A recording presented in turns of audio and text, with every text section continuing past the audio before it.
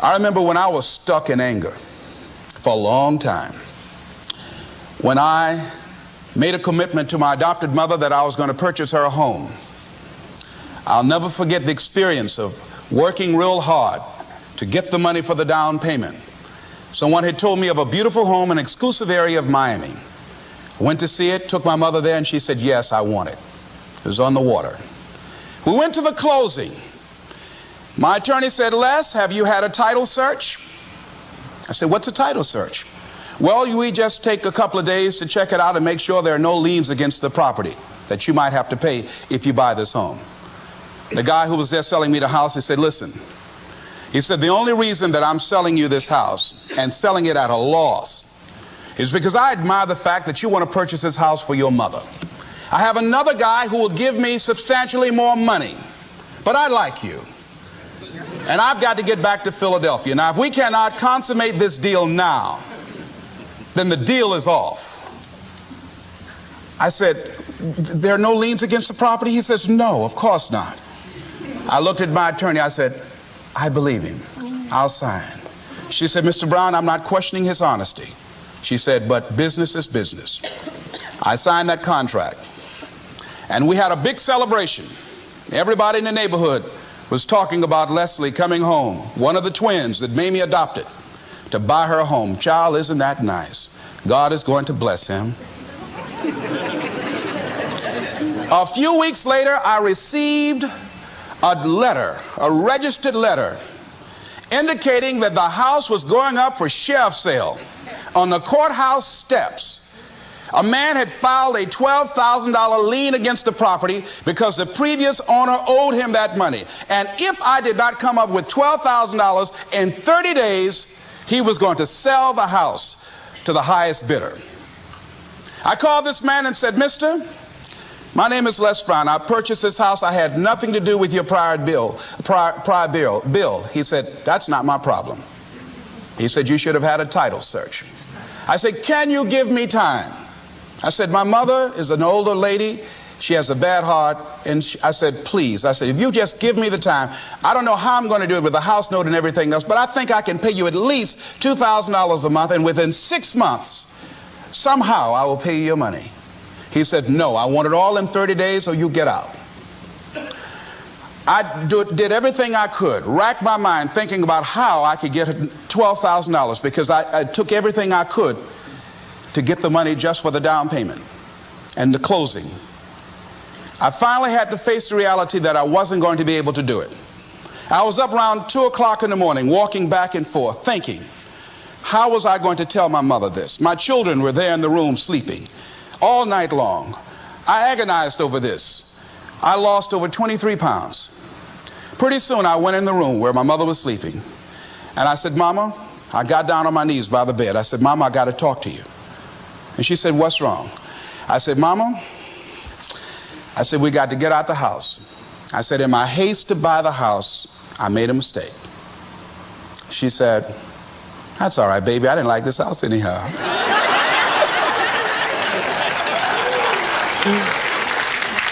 I said, Mama, you told me you loved it.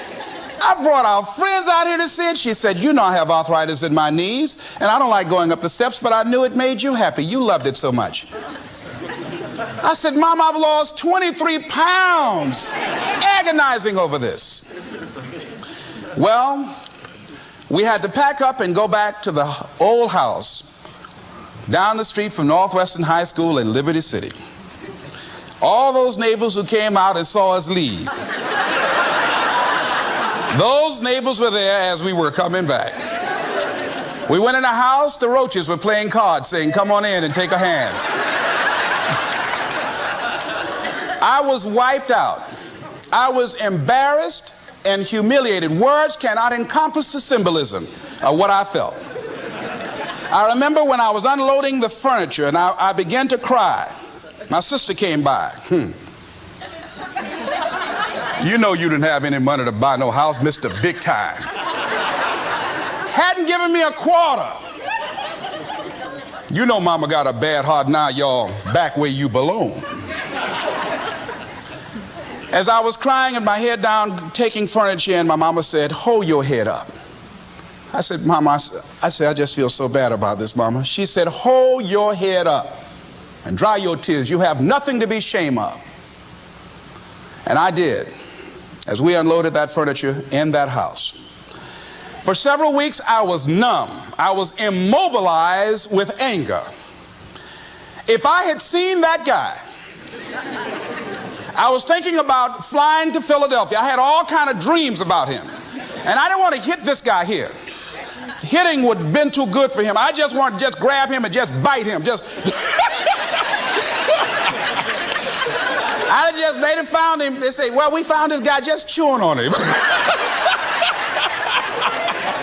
Beating would have been too good for him. I'd have just bit him every time he... I'd have been like a Doberman Pinscher. Yeah? God would have said, I thought I made everything, but I don't know where this came from. I was reading a book on forgiveness. And they had a line in there that says, forgive and grow. I had to let that luggage go. You see, your mind is, you know, when you go into a service station to get gas, you don't go in there and just start pumping. When you push the lever up, it clears the previous bill. By the same token, if you want to begin to move, you've got to clear your mind of all the unnecessary luggage and baggage that's weighing us down. I couldn't move. I couldn't think about what am I going to do to get out of this situation, because I was so concerned about what happened and what he did to me and how bad it was. I was so stuck in that I couldn't even focus on what I should have done. Feeling sorry for myself and angry, and none of that was taking me anywhere. So pretty soon I learned through effort, made a conscious, deliberate, determined effort. I had to let it go. I had to forgive it. Let it go and begin to focus on developing myself. And I say to you, you're going to have people to do things to you. Things are going to happen to you. And the most important thing to do is to harness your will and let it go and move so you can grow, so you can get on with your life. It doesn't matter about what happens to you. What matters is, what are you going to do about it? Amen. What are you going to do now, Les? Huh? How long are you going to tell everybody at the bus stop and anybody who would stand and listen to you? How long are you going to repeat the same thing over and over and over and over and over again? How many times do we have to hear that? Don't go around telling people what your story is. Everybody has a story. 80% don't care and 20% glad it's you.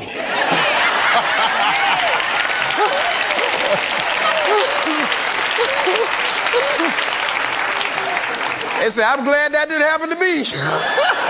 Sometimes you think you got some problem. You hear somebody else's problem, and if their problem is real bad, it makes you feel good. Am I right? All right. So I had to let that go. All of us got stories to tell. Chicken Man allowed his tragedy to destroy his life.